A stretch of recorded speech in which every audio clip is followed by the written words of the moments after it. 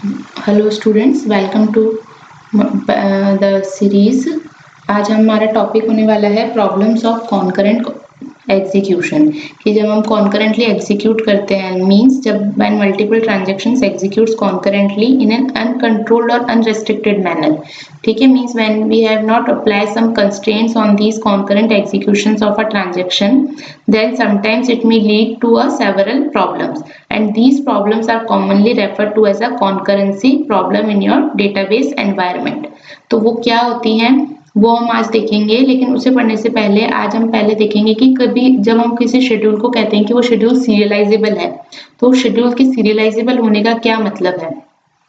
तो यहाँ पे देखिए, a schedule as is serializable if any serial schedule s dash should equal to s means that every read operation of transactions in s and s dash should same, and second is every final write of s and s dash should same। क्या मतलब है, आपका कोई schedule S है, ठीक है, और उसी का कोई सीरियल शेड्यूल है जो कि एस डैश है। ठीक है, ये आपका एस जो शेड्यूल है वो सीरियलाइजेबल कब कहलाएगा, जब एस और एस डैश के अंदर जो रीड ऑपरेशंस है ट्रांजैक्शंस के वो सेम होने चाहिए। दूसरी चीज, जो फाइनल राइट है, ठीक है, किसी भी डेटा आइटम पे जो भी फाइनल राइट हो रहा है वो जो है एस और एस डैश दोनों में सेम होना चाहिए। अब इन दोनों रूल्स का क्या मतलब है वो हम एग्जांपल से समझते हैं। देखिए, जैसे ये एक आपका कॉन्करेंट शेड्यूल है एस, ठीक है, अब क्योंकि T1 और T2 दो ट्रांजैक्शन है तो इसके दो सीरियल शेड्यूल्स पॉसिबल होंगे ड्यू टू 2 फैक्टोरियल। तो यहाँ पे एक सीरियल शेड्यूल तो जाएगा T1 फॉलोज T2 और दूसरा हो जाएगा T2 फॉलोज T1। अब हमें फाइंड आउट करना है कि जो हमारा ये कॉन्करेंट शेड्यूल है एस, ओके, ये कौन से सीरियल शेड्यूल के इक्वल है या नहीं। तो उसके लिए यहाँ पे देखो, अभी क्योंकि रीड ऑपरेशन तो कोई है ही नहीं, इसलिए फर्स्ट रूल तो हमें देखने की इसमें जरूरत नहीं है इस एग्जाम्पल में। लेकिन सेकंड क्या कह रहा है, every final right of S and S dash should same. तो हम यहाँ पे ए और बी की कुछ इनिशियल वैल्यू ले लेते हैं। सपोज ए की जो वैल्यू है वो है आपकी 10 और जो बी है उसकी वैल्यू है आपकी 15। ठीक है, यहाँ पे क्या हो रहा है, T1 ने A को राइट किया सपोज, है ना, और T2 भी A को राइट कर रहा है, फिर T1 B को राइट कर रहा है, यहाँ पे T2 B को राइट कर रहा है। तो यहाँ पे अगर आप देखिए तो A की फाइनल वैल्यू कौन राइट कर रहा है, ट्रांजेक्शन T2। ठीक है, ये देखिए ऐसे हो रहा है ना, तो A की फाइनल वैल्यू राइट कर रहा है ट्रांजेक्शन T2, और जबकि B की जो फाइनल वैल्यू है वो ट्रांजेक्शन T1 राइट कर रहा है। ठीक है, तो ये आपके फाइनल राइट है, हमें फाइनल राइट पे फोकस करना है। अब हम लेते हैं इन्हीं के ही सीरियल शेड्यूल्स। तो अगर इस सीरियल शेड्यूल की बात करें तो इसके अंदर ए और बी दोनों ही फाइनल राइट किस में हो रहे हैं, T2 में। ठीक है, तो यहाँ पे तो इसका फाइनल राइट जो है बी का वो मिसमैच हो गया, तो ये T1 टू T2 के तो इक्वल नहीं है। दूसरे की हम बात करें तो इसमें फाइनल राइट जो है दोनों किस में हो रहे हैं, आपके T1 में, ए और बी दोनों का। तो ये किससे मिसमैच हो गया, क्योंकि ए का फाइनल राइट तो T2 में है, तो ये इससे भी मिसमैच हो गया। तो ना ही आपका एस जो शेड्यूल है, ना ही वो आपके S1 डैश सीरियल शेड्यूल के इक्वल है, ना ही वो S2 डैश सीरियल शेड्यूल के इक्वल है। इसलिए आपका एस शेड्यूल जो होगा वो सीरियलाइजेबल नहीं होगा, उसको हम क्या कहेंगे, it is a non serialisable schedule. तो सिंपल सा फंडा है, कोई भी सीरियलाइजेबिलिटी अगर आपको चेक करनी है तो आपको उसके जो सीरियल शेड्यूल्स हैं उनको देखना है, और उन सीरियल शेड्यूल से आपको चेक करना है कि जो रीड ऑपरेशंस हैं सीरियल में और जो आप जिस शेड्यूल को चेक कर रहे हो उन दोनों में सेम होने चाहिए और फाइनल राइट सेम होना चाहिए। ठीक है, अब एक एग्जांपल और लेते हैं जिसके अंदर हम रीड ऑपरेशंस भी इंक्लूड करते हैं। तो इसमें देखो, T1 और T2 ये आपका कॉन्करेंट शेड्यूल हो गया, जिसको हमें चेक करना है कि सीरियल है कि नॉन सीरियल है। ओके, और यहाँ पे इसके दोनों ये हमने सीरियल शेड्यूल्स ले लिए। अब यहाँ पे अगर आप फाइनल राइट देखें तो फाइनल राइट कौन कर रहा है, इसका T1 कर रहा है ए का डेटा आइटम पे, और रीड जो है वो यहाँ पे स्टार्ट हो रहा है इसका ए से। ठीक है, और फिर नीचे T2 भी रीड कर रहा है। तो अब यहाँ पे आपको देखना है कि रीड ऑपरेशन जो है वो सेम होने चाहिए। तो देखो, T1 का रीड ऑपरेशन पहले हो रहा है, ठीक है, और T2 का बाद में हो रहा है, तो ये तो ठीक है। लेकिन यहाँ पे देखो, इस वाले सीरियल शेड्यूल में फाइनल राइट कौन कर रहा है, आपका T2, जबकि फाइनल राइट किसे करना चाहिए, T1 को। तो ये इसके इक्वल नहीं है, देखो ना ही राइट इक्वल आ रहा है, ना ही इसका डेटा आइटम ए के लिए इक्वल आ रहा है। क्यों? क्योंकि देखो T2 जो है वो ए डेटा आइटम को कब रीड कर रहा है? आफ्टर T1 अपडेटिंग, जबकि यहाँ पे क्या है, T2 इनिशियल वैल्यू को ही रीड कर ले रहा है ना, इसलिए ना ही इनका रीड सेम है और ना ही राइट सेम है, तो इस वजह से ये T1 टू T2 के इक्वल नहीं है। नेक्स्ट हम देखते हैं, यहाँ पे अगर आप देखो तो यहाँ पे T2 रीड कर रहा है, लेकिन T2 यहाँ पे राइट भी कर ले रहा है ना, और जब T2 वैल्यू को राइट कर रहा है उसके बाद T1 रीड कर रहा है, तो अगेन इनके रीड तो सेम नहीं हुए, जबकि यहाँ पे दोनों इनिशियल वैल्यू को ही रीड कर रहे थे, तो रीड वैल्यू सेम नहीं हुई। लेकिन अगर फाइनल राइट की हम बात करें तो फाइनल राइट तो इक्वल है। क्यों? क्योंकि T1 यहाँ पे फाइनल राइट कर रहा है और यहाँ पर भी T1 ही फाइनल राइट कर रहा है, तो उस केस में एस और एस डैश की फाइनल राइट्स तो इक्वल है, लेकिन रीड्स जो है ऑपरेशंस वो इक्वल नहीं है। और हमारा सीरियलाइजेबल शेड्यूल का रूल कहता है कि दोनों वैल्यूज, दोनों कंडीशंस जो है वो सेटिस्फाई होनी चाहिए, तो ही शेड्यूल सीरियलाइजेबल होगा। इसलिए ये इसके भी इक्वल नहीं है आपके इस सीरियल शेड्यूल के भी, और इस सीरियल शेड्यूल के भी इक्वल नहीं है, इसलिए इस केस में ये वाला कॉन्करेंट शेड्यूल भी आपका क्या हो जाएगा? Non serialisable. नेक्स्ट अब हम देखते हैं, एक और एग्जाम्पल ले लेते हैं, थोड़ा क्लियर हो जाएगा, है ना, थोड़े मल्टीपल एग्जाम्पल होते हैं तो अच्छे से आ जाता है समझ में कि किस क्वेश्चन की बात कर रहे हैं और किस कंडीशंस को हम सेटिस्फाई कराना चाह रहे हैं। अब यहाँ पे देखो मल्टीपल है ना, यहाँ पे चार आपके वो हैं ऑपरेशंस, तो आप read A, read B, then write B, read C, write C, write D, write D, write D. अब आपको अगर स्पेसिफिकली कहीं पे भी नहीं दे रखा ना कुछ, तो अलग अलग ऑपरेशंस जो होते हैं वो इंडिपेंडेंट होते हैं, मतलब बी पे जो ऑपरेशन परफॉर्म हो रहा है और सी पे जो ऑपरेशन परफॉर्म हो रहे हैं वो इंडिपेंडेंट होते हैं ना, ये ध्यान रखना। अब देखो इसके लिए एक सीरियल शेड्यूल ये हो सकता है, दो ट्रांजेक्शन है तो, कि पहले T2 के सारे एग्जीक्यूट हो जाए और फिर T1 के सारे एग्जीक्यूट हो जाए।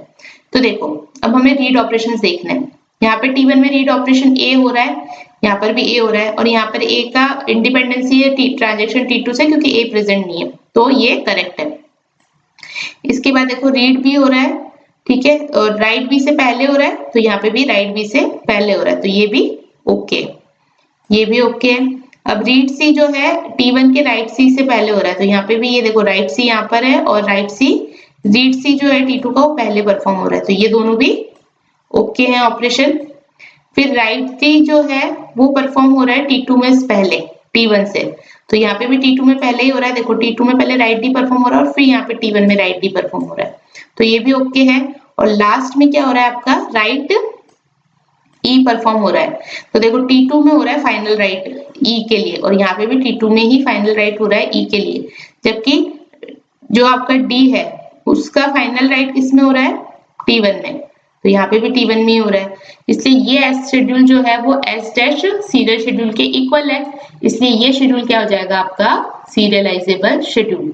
आपको सारे ट्रांजेक्शन जो रीड ऑपरेशन है उनका फ्लो देखना है कि वो सही मैच हो रहा है या नहीं, और दूसरा देखना है कि जो फाइनल राइट है वो ट्रांजेक्शन्स के सेम होने चाहिए, जो आपकी शेड्यूल है ना, सीरियल शेड्यूल और नॉन सीरियल शेड्यूल, उनका सेम होना चाहिए, तो ही आपका शेड्यूल जो होगा सीरियलाइजेबल होगा। तो ये तो हो गई कंडीशन आपकी किसी शेड्यूल के सीरियलाइजेबल होने की। अब हमारा जो मेन है टॉपिक वो है प्रॉब्लम क्या होती है जब आप कोई कॉन्करेंट एग्जीक्यूशन परफॉर्म करते हो। तो सबसे पहली प्रॉब्लम आपकी है रीड आफ्टर राइट प्रॉब्लम। इसको हम कैसे पढ़ेंगे? WR प्रॉब्लम लिखा है ना, रीड आफ्टर राइट प्रॉब्लम, ठीक है, इसको थोड़ा ऐसे पढ़ सकते हो, जैसे देखो read comma after write problem. इसका मतलब क्या है, कोई ट्रांजेक्शन किसी डेटा आइटम को रीड कर रहा है कब? जब कोई दूसरा ट्रांजेक्शन, कोई अनकमिटेड ट्रांजेक्शन उस डेटा आइटम को राइट कर ले रहा है। देखो अनकमिटेड रीड है ना, this is called uncommitted read, ठीक है, या फिर हम इसको डर्टी रीड भी बोलते हैं। क्या होता है इसमें? ये देखो एग्जांपल मैंने यहाँ दे रखा है, transaction T2 reads A which is updated by, update कौन कर रहा है इसको?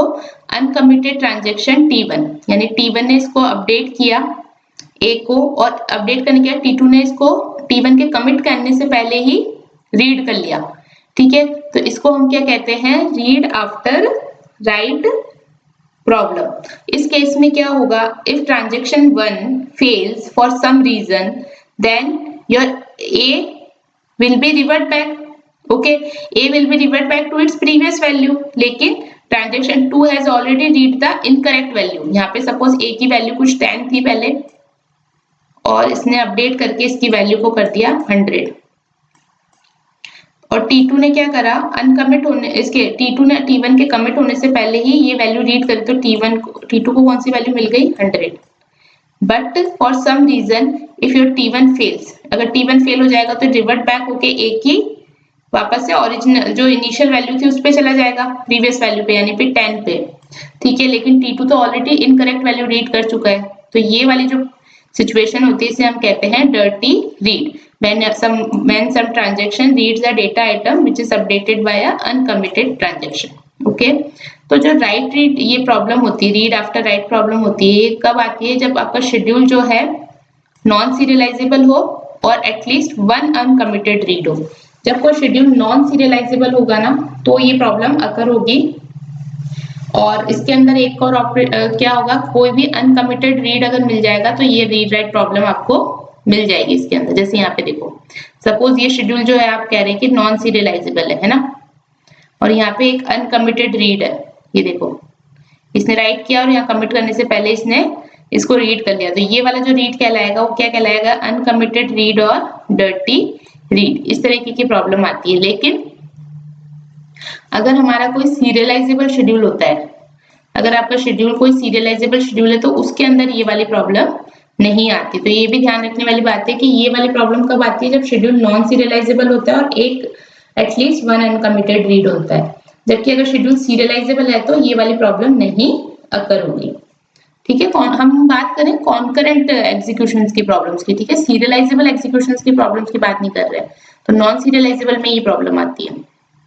नेक्स्ट है, अब इसको कैसे पढ़ेंगे, right comma after read means a transaction T2 updating A which is already read by uncommitted transaction T1। ठीक है, इसका मतलब क्या है, यहाँ पे T2 ने वैल्यू को अपडेट कर दिया, A की वैल्यू को अपडेट कर दिया जिसको किसने ऑलरेडी रीड कर लिया था, अनकमिटेड ट्रांजेक्शन T1 ने। इस केस में क्या होगा, यहाँ पर कि जैसे देखो ये यहाँ पे देखिए, यहाँ पे इसने कुछ रीड करी वैल्यू, तो रीड करके इसने क्या कर दी, इसकी वैल्यू 2000। T2 ने भी रीड कर ली वैल्यू रीड करके इसने भी क्या करा, इसको 2000 किया। यहाँ पे कुछ वैल्यू अपडेट हुई, x equal to x minus 500, तो ये भी 1500 हो जाएगी, और ये भी रीड करके इसको क्या कर देगा 1500, और दोनों इन वैल्यूज को राइट कर लेंगे। लेकिन जबकि क्या हो रहा है, दो बार 500 माइनस हो रहा है, जबकि यहाँ पे अनकमिटेड ट्रांजेक्शन की वजह से क्या हो रहा है, इसकी वैल्यू 1500 ही आ रही है ना, दोनों ही केसेस में। तो ये क्या कर रहा है, इनकंसिस्टेंसी को रीड करेगा। ठीक है, क्योंकि यहाँ पे आप क्या करो, कोई ट्रांजेक्शन है जो कि परफॉर्म कर रहा है या अपडेट कर रहा है आइटम को जो कि ऑलरेडी रीड हो रखा है किसी और अनकमिटेड ट्रांजेक्शन से, तो उस केस में आपकी कौन सी प्रॉब्लम आती है, राइट आफ्टर रीड प्रॉब्लम। इसको हम टेम्पररी रीड प्रॉब्लम भी बोलते हैं। ठीक है, ये भी प्रॉब्लम किस में अगर होती है, जब आपका शेड्यूल नॉन सीरियलाइजेबल होता है और एक at least simultaneous read write problem आपकी हो, जैसे यहाँ पर एक साइमल्टेनियस रीड राइट प्रॉब्लम है ना। नेक्स्ट होता है आपका फैंटम फिनोमिना। फैंटम फिनोमिना कब होता है आपका, यहाँ पर जब आप देखते हैं if transaction T perform read operations then also S में नॉट कंसिस्टेंट। किस केस में, इसका मैं एक आपको शॉर्ट एग्जांपल लेके समझाती हूँ। जैसे सपोज करो दो ट्रांजेक्शंस हैं T1 एंड T2। ठीक है, यहाँ पे क्या हुआ, T1 ने कोई डेटा रीड किया, ठीक है, और T2 ने भी कोई डेटा रीड किया।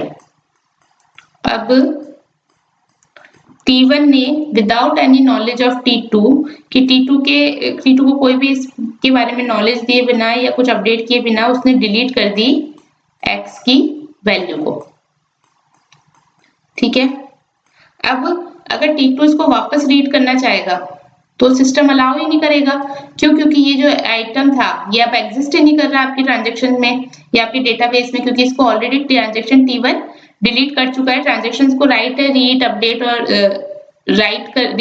और डिलीट करने का किसी भी डेटा आइटम को, तो इसने without any knowledge to T2 इसने इस डेटा आइटम को डिलीट कर दिया, जबकि T2 भी इस डेटा आइटम को यूज कर रहा था। तो आफ्टर डिलीशन जब अगर T2 ट्राई करेगा इस डेटा आइटम को रीड करने का, तो वो यहाँ पे क्या हो जाएगा, उसको एरर मिलेगी क्योंकि वो अलाउ ही नहीं करेगा या वो एबल नहीं होगा इसको रीड करने के लिए। तो इस तरीके का फिनोमिना जो होता है वो कहलाता है आपका फैंटम फिनोमिना। इसमें क्या हो रहा है देखो, one transaction T2 reads the variable a और x and transaction 1 deletes the variable x without transaction 2's knowledge. Thus when transaction 2 tries to read it, it is not able to do it. ठीक है, तो ये problem कहलाती है आपकी Phantom phenomena problem. Next होती है आपकी राइट राइट प्रॉब्लम। अब राइट आफ्टर राइट प्रॉब्लम क्या होती है आपकी, ये हम देखते हैं। ट्रांजेक्शन T2, ठीक है, updating a data item A which is already updated by a uncommitted transaction T1, ठीक है। तो इस केस में क्या होता है, ये आपका हो जाएगा आपका साइमल्टेनियस राइट राइट ऑपरेशन कि आपका कोई अनकमिटेड ट्रांजेक्शन है T1 जिसने कोई वैल्यू अपडेट करी है A की, और T2 भी क्या कर रहा है, साइमल्टेनियसली अपडेट कर रहा है A की वैल्यू को। तो it will leads to inconsistency. तो राइट राइट प्रॉब्लम भी जो है आपकी वो कहाँ पे अकर होती है, जब एस जो होता है नॉन सीरियलाइजेबल होता है और साइमल्टेनियस राइट राइट ऑपरेशंस होते हैं आपके शेड्यूल में एस के अंदर, ठीक है। अगर शेड्यूल सीरियलाइजेबल होगा, ठीक है ना, अगर शेड्यूल सीरियलाइजेबल होगा तब तो कोई प्रॉब्लम नहीं होगी, लेकिन आपका शेड्यूल यहाँ पे जैसे देखो ये वाला शेड्यूल जो है ना नॉन सीरियलाइजेबल है, तो इसके अंदर आपको ये राइट राइट प्रॉब्लम मिलेगी, जबकि अगर शेड्यूल सीरियलाइजेबल होता है तो ये राइट राइट प्रॉब्लम नहीं मिलती। तो ये वाली प्रॉब्लम आती है आपके इसमें कि सपोज अब इसने अगर फेल कर दिया तो यहाँ पे क्या हो जाएगा, डेटा की इनकंसिस्टेंसी हो जाएगी ना, क्योंकि इसने कुछ अपडेट किया था, इसके अपडेट करने के बाद यहाँ पे ये भी कुछ अपडेट कर रहा है, तो दोनों सेम वैल्यूज पे अपडेट कर रहे हैं साइमल्टेनियसली और विदाउट कमिटेड, ठीक है, किसी को बिना कमिटमेंट के। तो यहाँ पे इस वजह से क्या हो जाएगी, ए डेटा आइटम में इनकंसिस्टेंसी आ जाएगी। नेक्स्ट जो होता है लॉस्ट अपडेट प्रॉब्लम होती है। अब जो ये लॉस्ट अपडेट प्रॉब्लम है ना, ये प्रॉब्लम आपकी सीरियलाइजेबल शेड्यूल में भी आ सकती है। जैसे देखो अभी तक जितनी भी हमने प्रॉब्लम्स देखी थी, राइट राइट हो गई, फैंटम फिनोमिना देखा हमने, रीड राइट देखा, या फिर हमने यहाँ राइट रीड प्रॉब्लम देखी, ये सारी में क्या हो रहा था, शेड्यूल एस जो है नॉन सीरियलाइजेबल था। लेकिन जो लॉस्ट अपडेट प्रॉब्लम है आपकी, वो आपकी सीरियलाइजेबल शेड्यूल में भी होती है। अब लॉस्ट अपडेट प्रॉब्लम्स को आप कैसे बोल सकते हो, an update done to a data item by a transaction is lost as it is overwritten by the update done by another transaction। यानी क्या है, एक ट्रांजेक्शन है, उसने कुछ डेटा रीड किया और उसको राइट किया, ठीक है, और दूसरे ने भी उसको T2 ट्रांजेक्शन को राइट कर दिया। तो ये लास्ट जो ट्रांजेक्शन होगा ये क्या कर देगा, ओवरराइट कर देगा उससे पहले के प्रीवियस अपडेशंस को। तो इसे हम कहेंगे क्या, लॉस्ट अपडेट प्रॉब्लम। देखो it is suffer from loss if simultaneous right right operations अगर एग्जिस्ट होते हैं एस के अंदर, तो एस जो है वो सफर करेगा किससे, आपके लॉस्ट अपडेट प्रॉब्लम से। तो इसको हम क्या बोलेंगे, update done by a transaction T2 will be lost, basically the write commit done by the last transaction will overwrite all previous write commits। जितने भी previous write commits है उन सबको वो क्या कर देता है, overwrite, जो कि last transaction होता है आपका।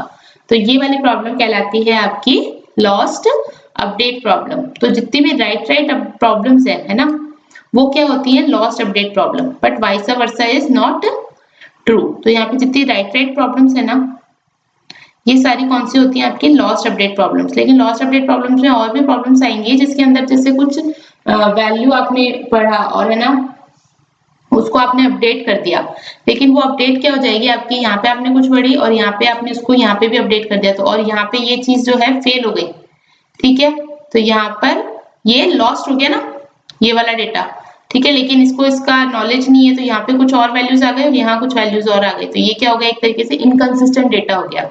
तो इसे हम कहते हैं लॉस्ट अपडेट प्रॉब्लम। जितनी भी राइट राइट जो प्रॉब्लम्स राइट राइट ऑपरेशंस होते हैं वो सफर करते हैं आपके लॉस्ट अपडेट से, ठीक है। अब हम यहाँ पे अगर देखें जितनी हमने प्रॉब्लम्स ऊपर पढ़ी है ना, 5 प्रॉब्लम्स हमने पढ़ी, 5 प्रॉब्लम्स में अगर हम देखें तो जो ये read write read after right, right after read और राइट आफ्टर राइट प्रॉब्लम्स जो है, इसको तो आप कैसे दूर कर सकते हो कि आप इंश्योर कर लो कि जो आपका शेड्यूल है ना वो सीरियलाइजेबल है।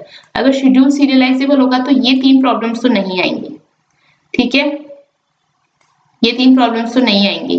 लेकिन लॉस्ट अपडेट प्रॉब्लम आपकी अभी भी आ सकती है, ठीक है। तो लॉस्ट अपडेट प्रॉब्लम को रिमूव कैसे करेंगे वो मैं अभी बताती हूँ, बट एक बार ये देखिए, जैसे आपके पास प्रॉब्लम आई है राइट आफ्टर रीड प्रॉब्लम, तो 2 मेथड हो सकते हैं। फर्स्ट तो ये कि आप रेस्ट्रिक्ट कर दो इस तरीके के ऑपरेशंस को, राइट आफ्टर रीड ऑपरेशंस को रेस्ट्रिक्ट कर दो। रेस्ट्रिक्ट मतलब जब तक T1 कमिट नहीं कर लेता तब तक T2 इसको राइट नहीं करेगा, तो या तो आप रेस्ट्रिक्ट कर दो या फिर आप किसको रेस्ट्रिक्ट कर दो, नॉन सीरियलाइजेबल शेड्यूल्स को, ठीक है। अगर आप नॉन सीरियलाइजेबल शेड्यूल्स को रेस्ट्रिक्ट कर दोगे तो आपको कॉन्करेंसी ऑलरेडी अच्छी मिल जाएगी, क्योंकि आप सिर्फ सीरियलाइजेबल शेड्यूल्स अलाउ कर रहे हो। तो हम प्रिफर करते हैं ये सेकंड वाला मेथड, क्योंकि फर्स्ट वाले मेथड में आप चलो रीड राइट ऑपरेशन को तो रेस्ट्रिक्ट कर दोगे, बट आप इंश्योर नहीं कर पाओगे कि सीरियलाइजेबल है कि नहीं। इसलिए यहाँ पे क्या होता है, आपकी कॉन्करेंसी की डिग्री जो होती है लेस होती है rather than this second method. और लॉस्ट अपडेट प्रॉब्लम को अवॉइड करने के लिए हम क्या करेंगे, जो साइमल्टेनियस राइट राइट ऑपरेशंस है ना उनको रेस्ट्रिक्ट कर देंगे, ठीक है, ताकि क्या हो, पहले ये कमिट हो जाए, तो ये कमिट हो जाएगा तो या तो कमिट हो या रोल बैक हो, ताकि इसकी एक्चुअल वैल्यू पे इंटैक्ट रहे। उसके बाद हम T2 को अलाउ करेंगे कि वो उस डेटा आइटम पे कोई वैल्यू को राइट करे, ठीक है। तो उससे क्या होगा, लॉस्ट अपडेट प्रॉब्लम अकर नहीं होगी। तो यहाँ क्या कह रहे हैं, if T1 rights A, other transaction T2 should delay until commit और rollback। commit के बाद अगर T2 कुछ वैल्यूज को राइट करता है उस डेटा आइटम पे, तो यहाँ पे आपको लॉस्ट अपडेट की प्रॉब्लम अकर नहीं होगी, okay. So lost update problem को अवॉइड करने के लिए तो हम राइट राइट ऑपरेशंस को रेस्ट्रिक्ट करते हैं साइमल्टेनियस, और रीड और राइट राइट प्रॉब्लम्स को रिमूव करने के लिए हम इंश्योर करते हैं कि हमारा शेड्यूल क्या हो, serialisable. Okay, so this is all about your problems of concurrent execution। Okay, I hope आपको ये समझ में आया हो। थोड़ा सा ट्रिकी तो है, क्योंकि बहुत इसमें एक ही एक चीज ऐसा लगता है, बहुत कंफ्यूजिंग हो जाता है, बट आई होप आप इसको थोड़ा सा रीड करेंगे, रीवॉच करेंगे तो आपको इजीली वापस से समझ में आ जाएगा। और फिर भी अगर नहीं समझ आता तो हम एक लाइव सेशन भी ले सकते हैं इसके लिए। तो प्लीज आप कमेंट बॉक्स में बताइएगा ये टॉपिक पढ़ के कि आपको ये कितना समझ में आया है। कंफ्यूजिंग होगा, आई नो, तो आप थोड़ा सा ये गूगल करने में कोई दिक्कत नहीं है, आप थोड़ा सा गूगल करके भी और पढ़ सकते हैं। कई बार होता है समझाने का तरीका थोड़ा सा चेंज हो जाता है, तो प्लीज आपको अगर समझ में आए अच्छे से तो आप भी थोड़ा कमेंट बॉक्स में बताइए कि कौन सा प्रॉब्लम में आपको ज्यादा एक्सप्लेनेबल लगा, ठीक है। So okay, please like and subscribe my channel. Thank you.